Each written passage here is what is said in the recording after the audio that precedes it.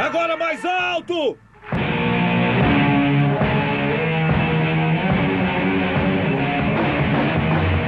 Eles eram apenas 4 garotos pobres de Birmingham, mas mudaram a face do rock and roll. Não tinha nada igual antes deles. Black Sabbath foi... Uau! Ozzy passeava pelo palco nesta pequena boate e você ficava vidrado naquele cara no palco. Eles eram uma banda adoradora do diabo. Ozzy e seu grupo subestimam isso até hoje. Na época, a gente descobriu essa coisa chamada cocaína. Era literalmente uma tigela de fruta cheia de cocaína. Muita droga, muito sexo, muito tudo. Era tudo em excesso. Eu cruzei a linha no ponto onde não havia retorno. Eles estavam num ninho de cobras, não conseguiam sair.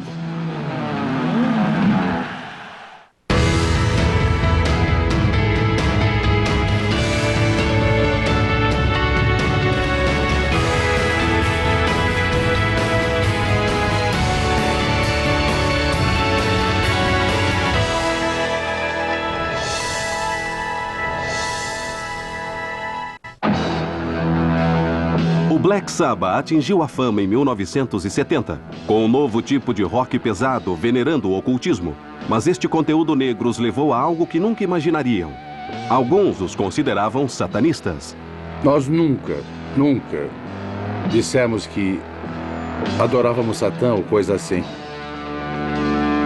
Realmente, essa não era a essência da banda. Não mesmo. Eu não tinha ideia de que tipo de pessoa praticava esse tipo de coisa. Pensei que fosse bobagem. Na época, as imagens eram a única coisa que conectavam a banda a isso. Ninguém sabia que os caras não veneravam o diabo, que não eram adoradores de Satã. Aquela primeira impressão seria difícil de ser retirada.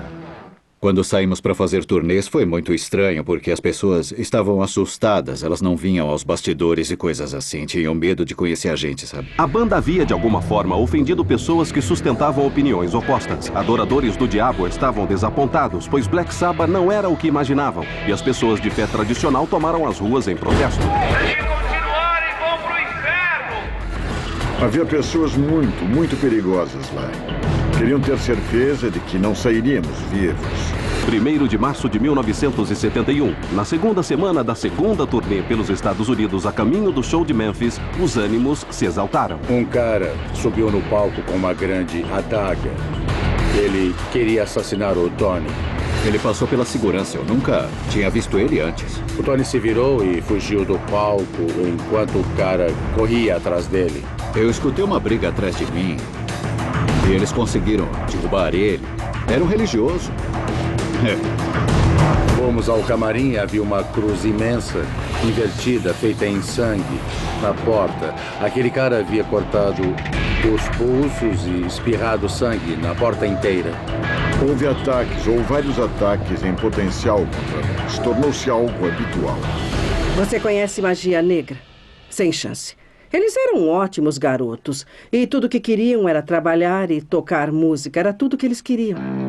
Tudo começou inocentemente para o Black Sabbath. Eles eram 4 garotos de Birmingham, Inglaterra, com um grande sonho. E se alguma vez uma cidade pôde produzir os deuses do heavy metal, foi esta cidade de classe operária que ainda carrega as cicatrizes dos bombardeios alemães. Ozzy e Tony haviam frequentado a escola juntos. Eu nunca ficava com esses caras na escola. Eu estava num nível diferente, numa classe diferente. O Ozzy era um cara um pouco chato, sabe como é? E então eu brigava o tempo todo. Eu ficava sempre brigando. Mas havia uma razão para o seu comportamento irracível. Eu era incrivelmente disléxico e ainda sou muito disléxico. Eu sofro de transtorno do déficit de atenção e naquele tempo eles não sabiam o que era isso. Todos os 4 vieram de famílias de classe operária, mas a situação de Ozzy era mais extrema. Minha mãe, meu pai, 6 de nós vivíamos numa casa de 2 quartos. Ele cresceu numa cultura totalmente diferente, sem dinheiro. Nunca tivemos carro, nunca saímos de férias. Era a nossa vida, não conhecíamos nada diferente. Nós falamos em não ter dinheiro nos Estados Unidos. Eu também fui pobre. E morava num trailer, mas o meu trailer tinha banheiro e eu tinha roupas limpas para vestir. Eu sabia que o Ozzy não tinha. A situação era violenta. O exército republicano irlandês nos bombardeava o tempo todo. Edifícios explodiam. Isso fazia parte do que era viver em Birmingham. Toda aquela área da parte central é de classe operária, entende? As pessoas eram duras, tinham temperamento forte. Muitas das grandes músicas pesadas vieram daquele lugar na Inglaterra. Chamam aquele lugar de Nação Negra por isso. O povo da Inglaterra é rude. As pessoas que assoam aos britânicos são... Sério, não faça isso na Inglaterra, pois alguém vai acabar arrancando sua cabeça. Se a vida em Birmingham era sombria, perspectivas de um futuro decente eram ainda mais obscuras. Se encontrassem um emprego, o trabalho era difícil, era perigoso. Isso se achassem um. Nós sabíamos que não fomos feitos para trabalhar das 9 às 5 em uma fábrica ou num escritório. Mas havia uma saída. Muitos jovens ingleses montaram bandas porque ou era isso ou era o auxílio-desemprego. Era literalmente uma forma de ganhar a vida. Eles pensavam, o que mais posso fazer? Jovens, todos os 4 aproveitaram para dar à música uma chance. Bill e Tony foram os primeiros a tentar. Eu conheci o Bill através de um anúncio em uma loja. Ele perguntou que tipo de equipamento eu tinha. Não importava se eu tocava. Era mais o que eu tinha, sabe? Aos 17 anos, Tony tocou com uma banda que realizou uma turnê. Ele largou seu emprego diário, mas no seu último dia o destino entrou em cena para mudar sua vida para sempre. Quando estava empurrando o metal através desta máquina, a peça caiu no meu dedo. Bem, eu encolhi o meu braço e quando eu fiz isso não tinha mais a ponta de 2 dedos. Eu fui a alguns médicos e eles disseram... Bom, seus dias de guitarra acabaram e coisas assim. Eu fiquei totalmente devastado. Então pensei, e se fizer uma extensão? Alguma coisa para os meus dedos? Após experimentar diferentes materiais, Tony descobriu que uma simples embalagem de plástico de sabão resolveria o problema. Ele fez a extremidade dos dedos de embalagens de sabão. Por não poder manusear as cordas mais pesadas, ele imaginou uma forma de usar as mais leves, colocando-as em diferentes comprimentos no traste para poder tocá-las. E, ao fazer isso, criou um estilo totalmente novo, original, que não soava como nenhum outro.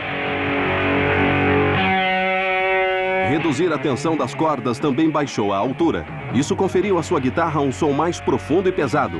Após quase um ano de recuperação, Tony sentiu-se pronto para tocar novamente. Ele e o amigo Bill procuraram novos integrantes para a banda. A gente estava procurando um vocalista e vimos um anúncio que dizia Ozzy Ziggy precisa de um show. Aí eu pensei, eu não posso escrever Ozzy Osbourne, então escrevi Ozzy Ziggy precisa de um show. E ficou muito bom.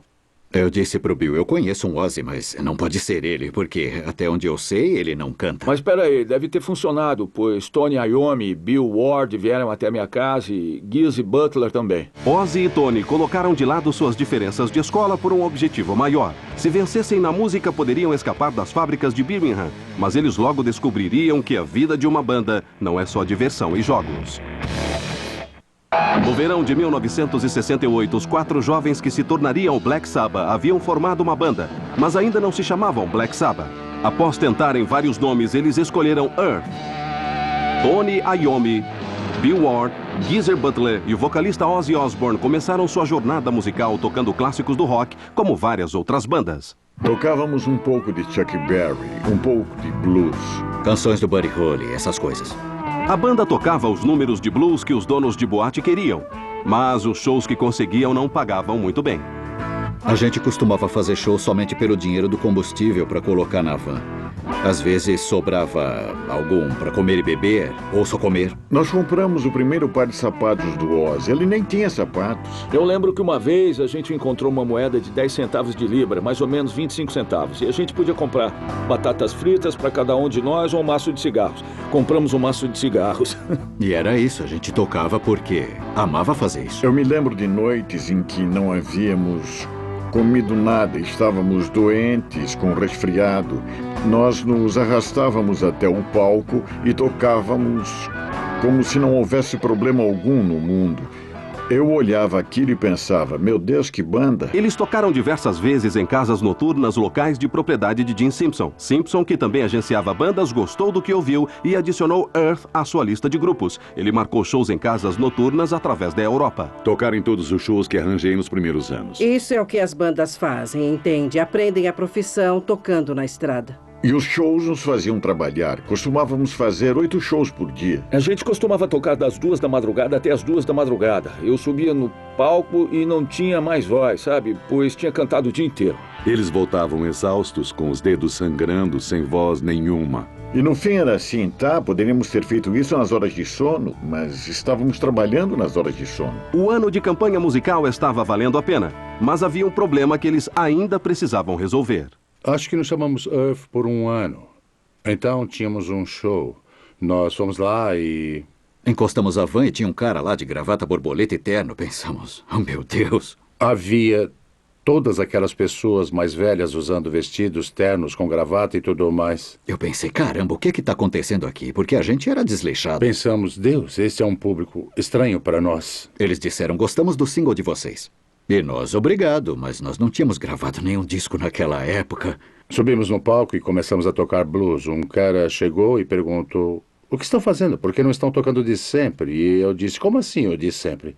O problema é que havia outra banda chamada Earth. Ah, não. Ele disse, agora vocês vão ter que tocar porque são a única banda aqui. Nós prosseguimos e foi um fiasco. Tocamos talvez 2 músicas e tivemos que ir embora. Enquanto os 4 lutavam para encontrar o nome perfeito, também experimentavam abordagens musicais diferentes. Músicas mais lentas e pesadas que iam contra o som da Força das Flores da geração Paz e Amor. E suas letras começaram refletindo o interesse de Tony em filmes de terror e a paixão de Geezer por livros sobre ocultismo.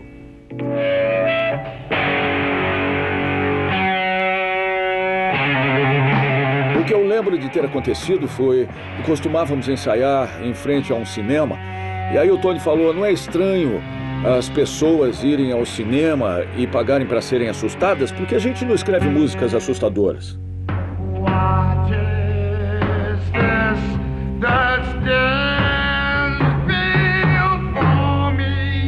Aquilo foi a referência para o ponto em que estávamos indo, porque assim que fizemos a canção, pronto, sabíamos exatamente o que queríamos.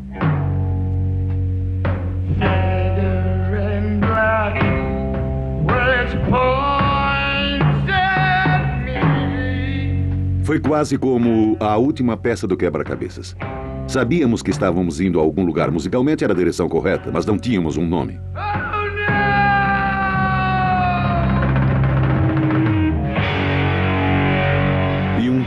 Geezer foi até a minha sala de estar e disse, já sei.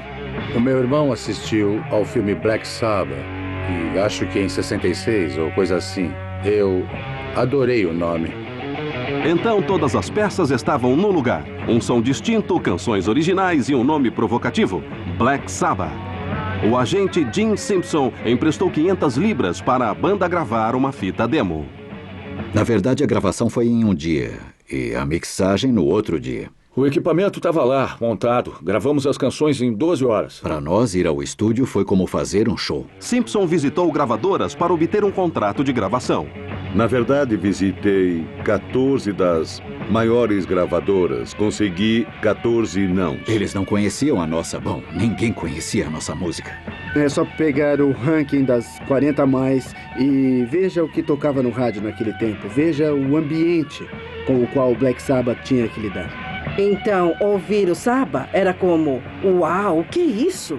Você tem que se colocar naquela época. Eles tentavam vender amor, paz, sinos e flores. Na verdade, algumas canções em particular eram enlouquecedoras. Algumas músicas dos Estados Unidos, onde tudo era legal, joia. No entanto, a guerra do Vietnã fervia na época. Em vez de se você for a São Francisco. E então, de repente, a gente surgiu com esse pesado. O que é isso que está na minha frente? Era uma vibração tão diferente para a época. Porque a gente não via isso, não víamos paz e amor, só violência. Tinha o rótulo de progressivo. Estávamos na categoria de música progressiva. Eu não sabia que era isso. Uma música diferente. Aí o Jim veio e falou, eles querem fechar um contrato com vocês. E falamos, o quê? Senhoras e senhores, obrigado! Em dezembro de 1969, após 2 anos juntos, Black Sabbath assinou com a Vertigo Records. 2 meses depois, a gravadora lançou o tape demonstrativo em uma sexta-feira 13 de 1970. O disco, intitulado Black Sabbath, estava prestes a ter uma recepção que ninguém, em seus sonhos mais selvagens, imaginaria.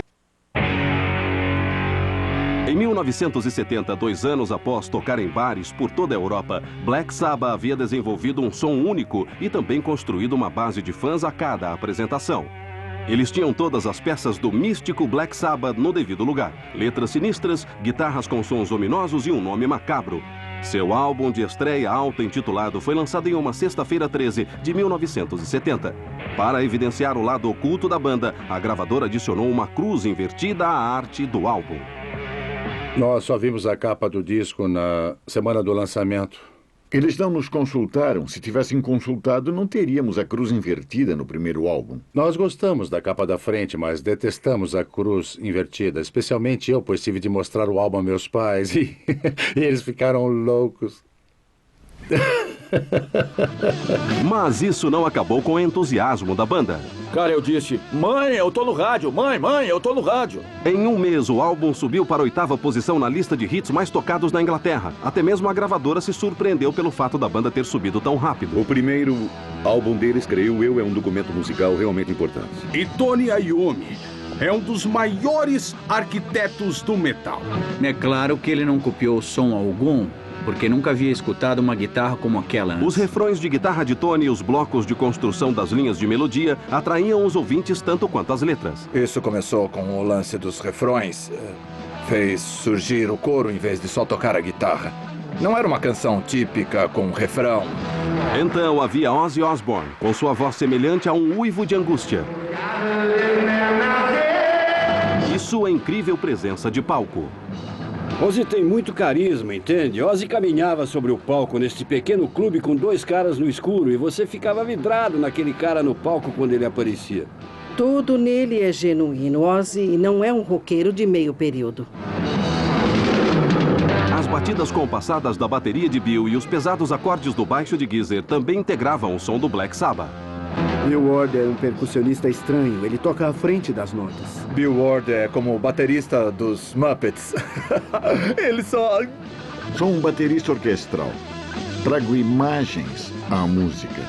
E Geezer Butler é um dos melhores baixistas de qualquer lugar, em qualquer tempo. Geezer foi um grande baixista, mas creio que sua maior contribuição foram as letras. Se fosse uma canção de amor, era uma triste canção de amor. O cara perde a garota. Música sobre a guerra, problemas de religião. Eu as comparo a várias canções de protesto de Bob Dylan daquela época. Em poucos meses, Black Sabbath ganhou um disco de platina. Ávida por ganhar dinheiro com este sucesso, a companhia logo fez o grupo gravar um segundo álbum, que supostamente se chamaria War Pigs. Mas o produtor Roger Band sentiu que o disco precisava de mais uma faixa. Roger Ben disse, a gente precisa de 3 ou 4 minutos para finalizar o álbum. Jen, alguma coisa. Então, poucos minutos depois, a gente tinha feito uma canção. O Tony criou o refrão. Eu criei a melodia, o Geezer alguns acordes e o Bill entrou com a bateria. E foi só um impulso no momento.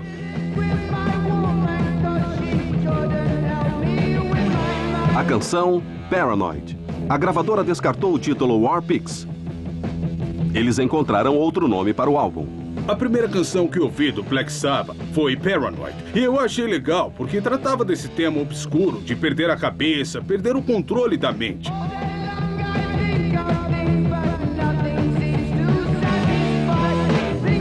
Eu ainda acho que esta é uma das canções mais poderosas de 2 minutos e meio da história do rock and roll. É inesquecível.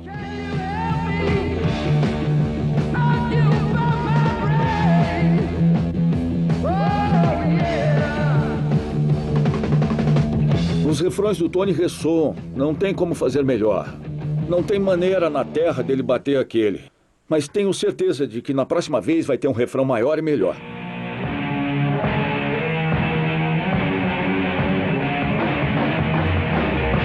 Não dá pra fazer uma canção mais pesada do que essa. Ele é o rei absoluto do refrão.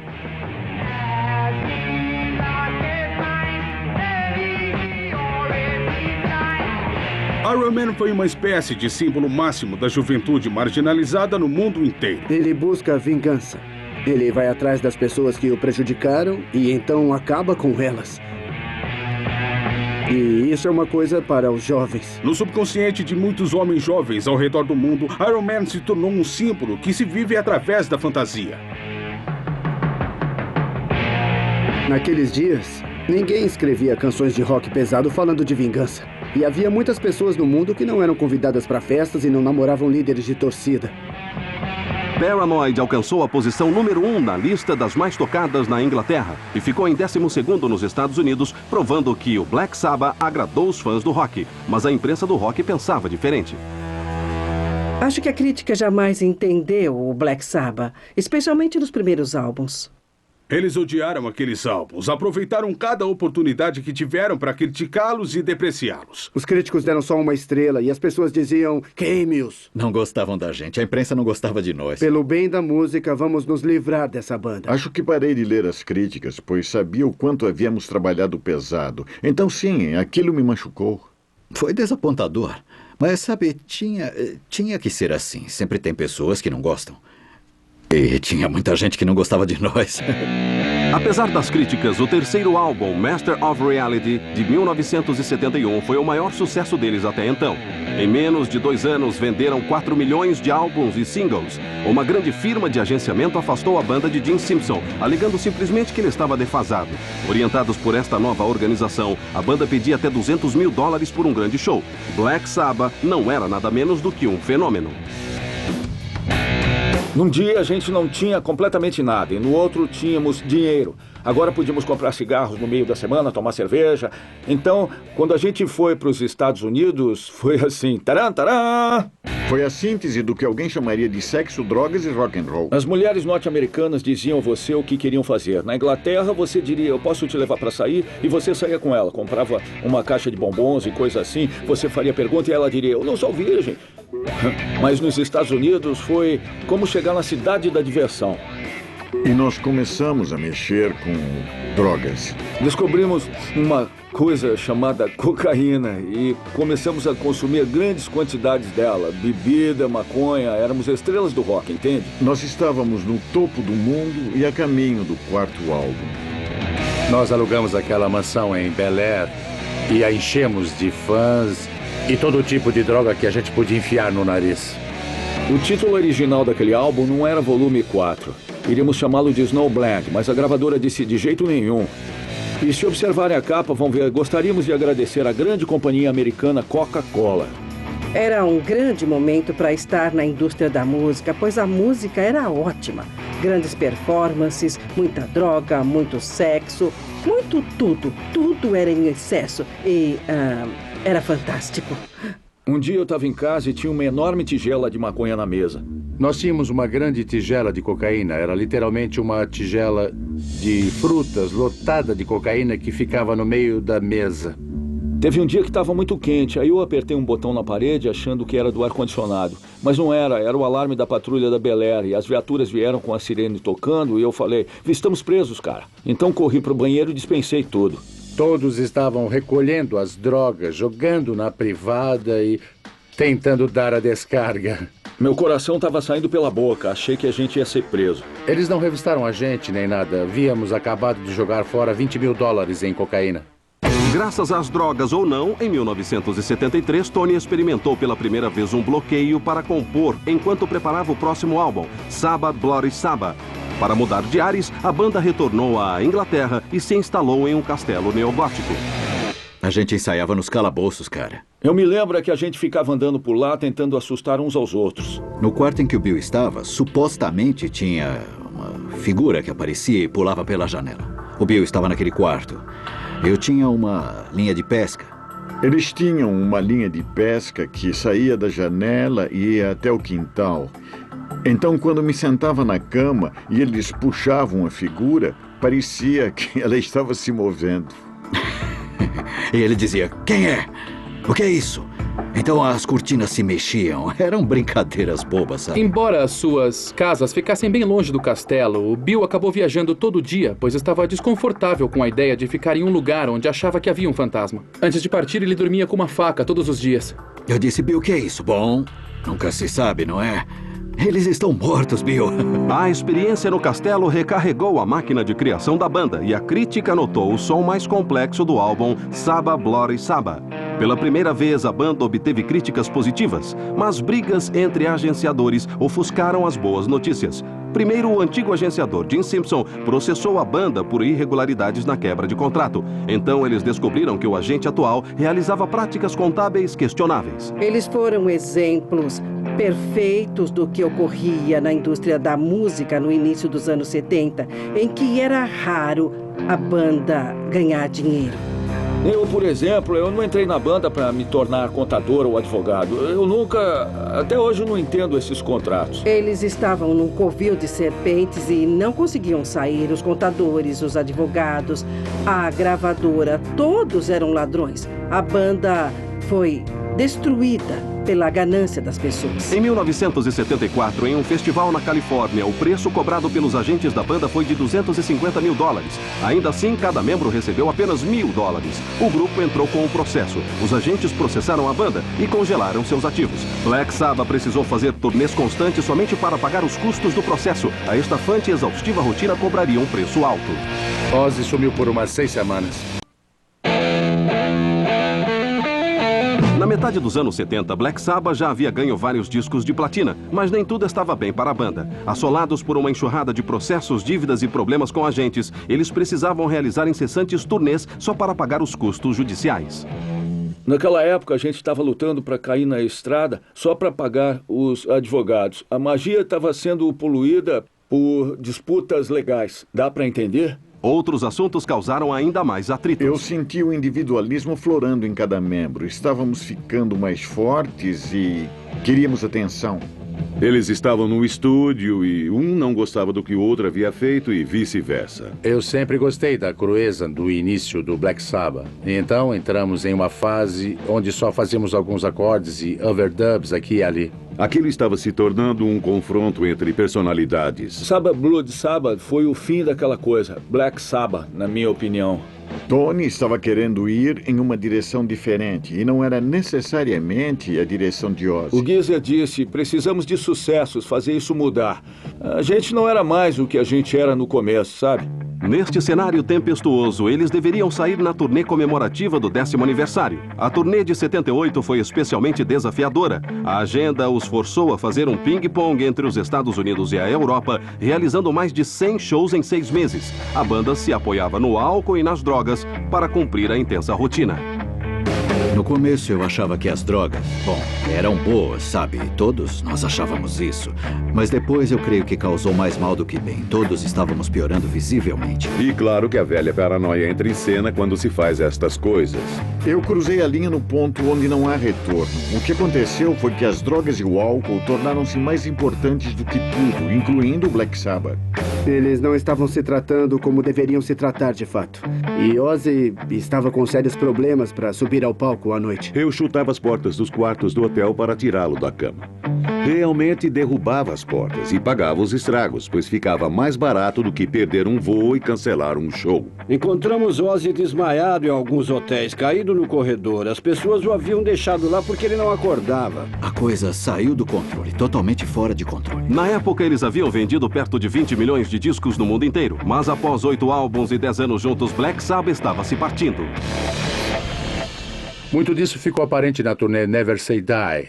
Nós estávamos lá e o Van Halen nos ajudou. Era a nossa primeira turnê, 78. Estávamos fazendo o possível para dar o melhor de nós. E se ouvir os discos piratas daquela turnê, parecia que canções foram feitas à velocidade 78. Parece que o tape está indo muito depressa, mas é que eles estavam drogados. E para piorar as coisas, a banda estava visivelmente perdendo o ritmo comercial. As vendas dos últimos 3 álbuns falharam em atingir os níveis dos primeiros 5. Agora a gravadora estava colocando sua máquina promocional atrás da banda de abertura, as promissoras e jovens estrelas do hard rock, Van Halen. Para o Black Sabbath, a pressão era grande.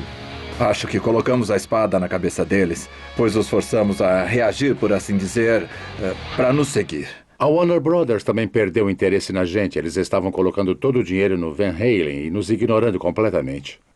E a gravadora não cacifava mais nada por nós. A Warner fez uma festa para nós quando o álbum Never Say Die estava saindo. Nós fomos à festa, ninguém sabia quem éramos. Para começar, não nos deixaram entrar. Nós entramos e eles estavam tocando Bob Marley. Pois ninguém gostava de Black Sabbath. O moral da banda estava baixo e quando parecia que as coisas não poderiam ficar piores, ficaram. Era novembro de 1978 em Nashville. Ozzy estava totalmente esgotado. Eu tinha ficado acordado por 3 ou 4 dias sem dormir. E aí, às 6h30 da manhã, a gente chegou no hotel em Nashville. Ele estava tão drogado que deixou a última cidade com a chave do hotel na mão. Pus a mão no bolso, peguei uma chave, mas era a chave errada. Achei que a gente estava no andar errado. Ele parecia um zumbi, andando, sabe? Enquanto eu olhava para esta, olhei para o número do quarto na chave, ou sei lá eu, e a arrumadeira estava saindo. Então eu entrei e deitei na cama. O que eu sei é que acordei e disse: nossa, foi uma boa soneca. A gente devia fazer a checagem do som e ninguém encontrava ele. Eu corri para todos os quartos. Vamos, garotos, vamos descer. Então, cadê o Ozzy? Procuramos por todos os bares ao redor. Não conseguimos encontrá-lo. Até a polícia estava atrás porque achamos que alguém tinha raptado Então ele. precisamos cancelar o show. Eu tentei telefonar para o Albert, ele ficou completamente louco. Onde diabos você está? Estou no quarto. O que você fez? Onde está? Estamos com a polícia e o FBI. Ele deve ter dormido, imagino, umas 18 horas, porque perdeu o dia todo. Milhares de fãs furiosos destruíram o local do evento. Os outros membros da banda ficaram extremamente irritados em ter de cancelar o show, mas aliviados por nada de mal ter acontecido a Ozzy. E claro, no próximo álbum, após Never Say Die, foi quando tudo acabou desmoronando. Ozzy não estava mais no projeto, ele estava fundo nas drogas e na bebida. Quando finalmente terminamos de gravar o álbum, Ozzy desapareceu por 6 semanas. E quando ele resolveu aparecer, estava completamente louco. Meu Deus do céu. Meu abuso nas drogas e no álcool não era só eu quem estava nisso, todo mundo estava. Mas eu acho que cheguei primeiro no fundo do poço. Nós estávamos empacando, ele não se interessava por nada. Isso tinha de acontecer. Sabíamos que alguma coisa precisava mudar drasticamente na banda. Chegou ao ponto em que a banda disse: bom, acabou, vamos nos separar. Ou vamos escolher outra pessoa e seguir em frente. Por mais de uma década, Ozzy Osbourne foi o líder do Black Sabbath, mas os outros já haviam decidido que era o suficiente. Não foi só minha decisão, foi a de Bill Geezer e a minha. No começo foi a coisa mais inacreditável. Foi como... por causa de como éramos uns com os outros, do que sentíamos uns pelos outros. Foi horrível, horrível mesmo, porque tínhamos estado juntos por vários anos até aquele momento. Eu me ofereci para falar com o Ozzy e colocá-lo a par das coisas. Ele estava deitado no momento. Me olhou direto e disse: você está brincando? Eu disse: não estou. O resto da conversa é particular. Ficamos todos tristes, todos nós choramos quando aconteceu. Ninguém queria que tivesse sido assim, mas tinha de acontecer. Eu me lembro de pensar: é isso, acabou.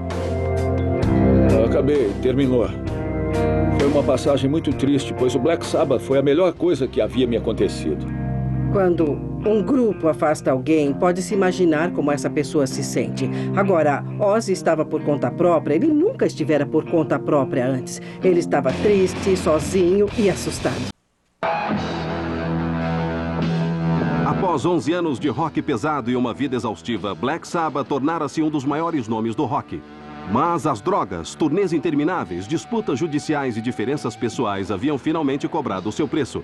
Em 1979, Tony Iommi, Geezer Butler e Bill Ward decidiram que Ozzy Osbourne não mais integraria a banda. Eles não tiveram outra escolha além de romper com seu líder e vocalista, a despeito de sua grande popularidade com os fãs. Foi muito difícil. Lá estávamos nós trazendo um novo vocalista. Nós queríamos alguém que servisse e que ninguém dissesse: oh, parece o Ozzy cantando, sabe? O veterano empresário do rock, Dom Arden, fora trazido para trabalhar com o grupo. Sua filha Sharon era parte da equipe de agenciadores. Eles não queriam Ozzy. E não tinham vocalista, então eu disse: ouça o Ronnie Dio, ele tem uma bela voz. O cantor norte-americano Ronnie James Dio já era uma estrela e havia liderado outro famoso grupo de rock, Rainbow. Trazer o Ronnie nos lançou novamente. Era um novo desafio. Realmente nos fez trabalhar. Eles fizeram um álbum chamado Heaven and Hell, que pra mim é um dos melhores álbuns de rock que eu já ouvi. Tecnicamente, ele é um cantor muito melhor que o Ozzy. Podia fazer muito mais. Ele era bom, tinha bom timbre, aquela voz alta para esse tipo de música. Na minha opinião, cada álbum que Dio fez com o Sabbath merece ser ouvido. Foi difícil para o Ronnie ficar na frente das pessoas quando começamos a fazer turnês. Porque ele era o substituto do Ozzy.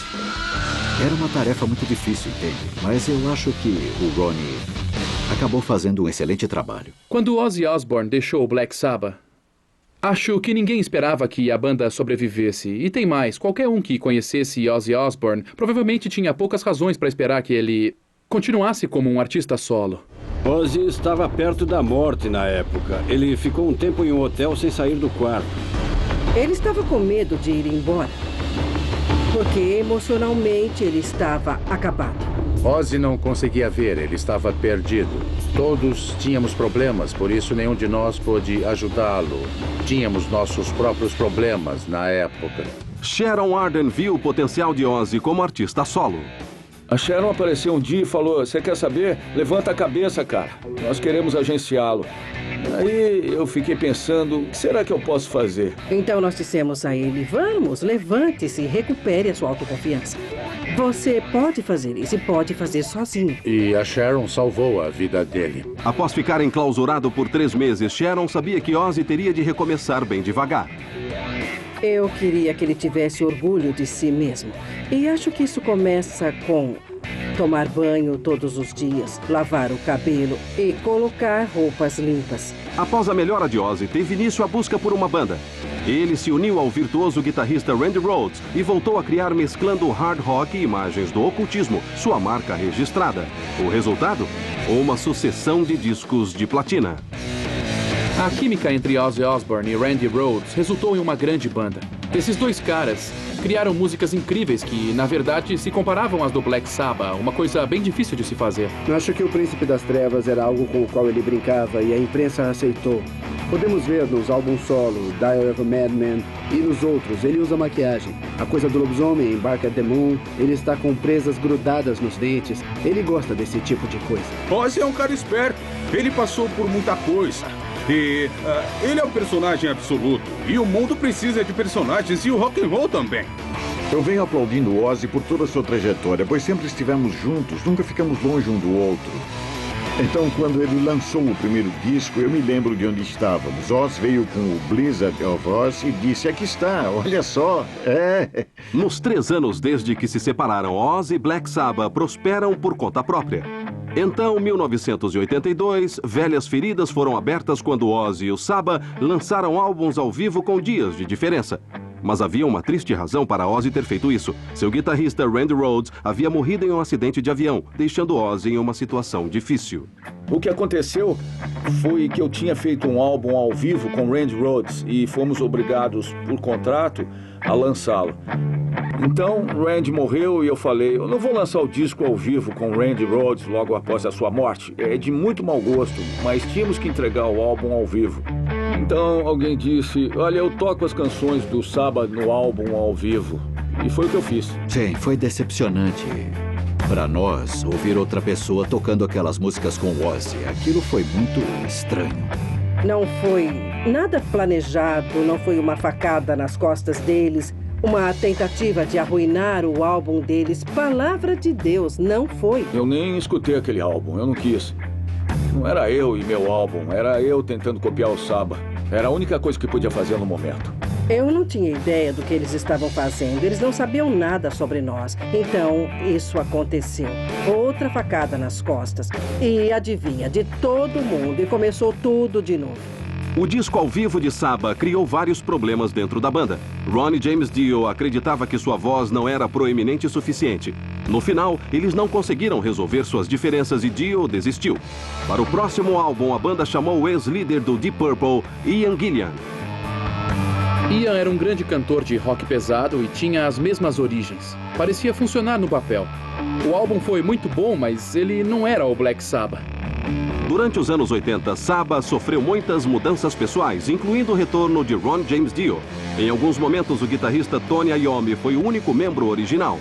Mas um evento musical histórico mudaria isto. No início dos anos 80, Black Sabbath e seu ex-vocalista Ozzy Osbourne trilharam seus caminhos com sucesso no mundo da música. Mais de 5 anos haviam se passado desde a traumática turnê de 1979, a última vez que os membros originais do Black Sabbath subiram ao palco juntos. E os fãs não tinham razões para acreditar que eles voltariam a se reunir. Mas então, em 1985, o cantor Bob Geldof começou a organizar um evento para o combate à fome. Geldof convidou alguns dos maiores nomes do rock, incluindo Led Zeppelin, Crosby, Stills e Nash. também na sua lista, Black Sabbath. Era uma oferta que eles não podiam recusar. Live Aid, uma das maiores transmissões televisivas ao vivo de todos os tempos. Fazia tempo que não nos víamos. Então eu fui a Filadélfia para começar os ensaios.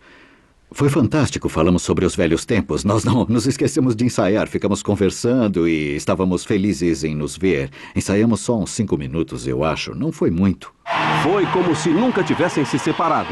Qualquer que fosse o motivo da separação estava esquecido. Eles estavam de volta como antigamente. Particularmente eu não gostei da hora em que entramos. Eram as 10 da manhã. Eu estava com uma ressaca enorme, então coloquei óculos escuros para fazer o show. Eu estava completamente indisposto, terrivelmente indisposto, mas aprendi a fazer um show só. Nós tocamos 3 músicas e foi isso. Depois ficamos sem nos ver por um bom tempo. Obrigado! Deus abençoe todos vocês!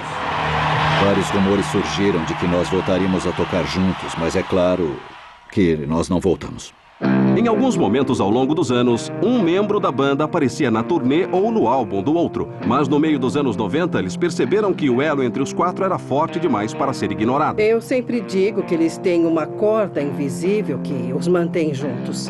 Desde a minha saída do Black Sabbath, eu toquei aquelas canções com grandes músicos, grandes acompanhamentos e tudo mais. Mas ninguém toca essas músicas como a gente toca. É sempre o Ozzy tirando o melhor de Iommi, o Geezer tirando o melhor de Bill e o Bill tirando o melhor de Geezer. Era um troço que eu não precisava ficar olhando para trás dizendo o que ele está fazendo ou o que ele está fazendo. Quando a gente tocava, era como uma máquina. Claro que havia algum tipo de elo entre eles o tempo todo, pois eles voltaram e foi como se nunca tivessem se separado. Gravar por conta própria deu a eles a liberdade de criação de que precisavam. Mas tocar juntos era uma de suas maiores alegrias. Com o passar dos anos, a banda se reuniu ocasionalmente. O Black Sabbath original foi até manchete de vários Ozzfest, um festival de música criado por Oz e Sharon para revelar artistas do heavy metal.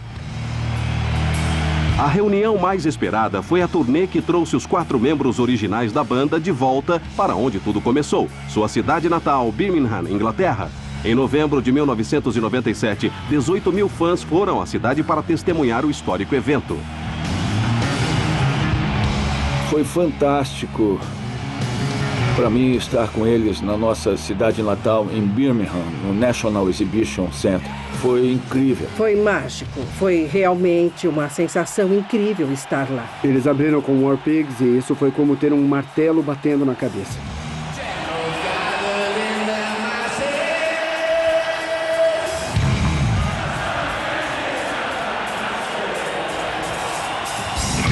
Parece que o que quer que aconteça na vida particular deles, quando sobem no palco, desaparece. Eu entrevistei o Ozzy na segunda noite e ele me disse: foi uma das melhores noites da minha vida.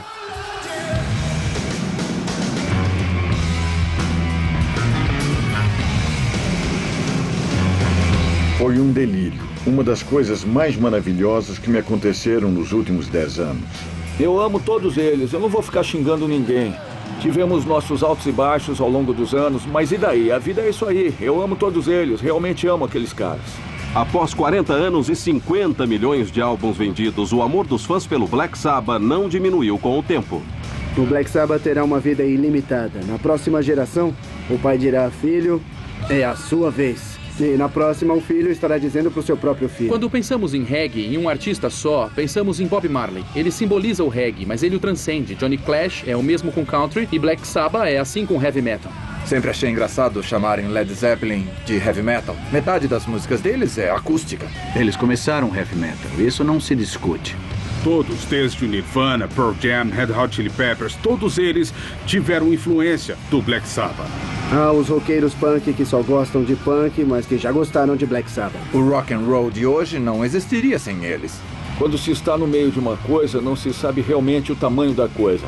Nós causamos um grande impacto na indústria, um enorme impacto. E só agora eu estou conseguindo enxergar isso. Eles são responsáveis por algo que influenciou centenas de milhões de discos. Não só os deles, mas o de todos.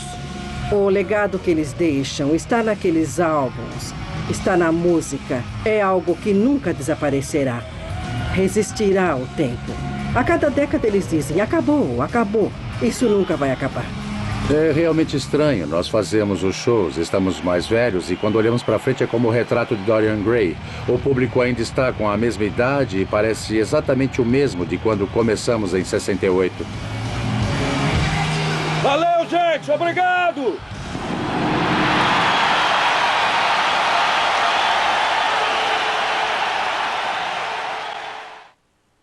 O ex-vocalista do Black Sabbath, Ronnie James Dio, perdeu sua batalha contra o câncer aos 67 anos, em 16 de maio de 2010.